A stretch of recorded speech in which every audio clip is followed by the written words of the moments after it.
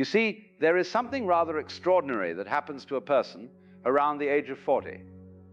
Not to everyone, mind you, but to those who have been paying attention, to those who have not been entirely asleep through the first half of their lives.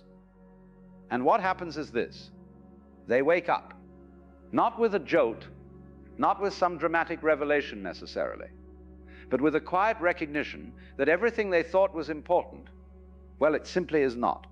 Now, this is curious, because we have been told our entire lives that youth is the golden time, that the 20s and 30s are when life really happens, when we are supposed to be climbing ladders and making names for ourselves and proving to the world that we matter.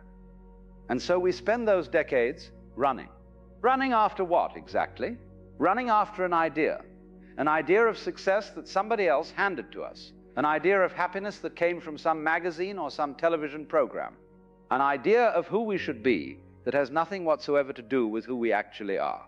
I remember being 25 and thinking I had it all figured out. I knew exactly where I was going and exactly how to get there. So I was so certain, so absolutely convinced that if I just worked hard enough, if I just achieved enough, if I just accumulated enough, then I would finally be happy.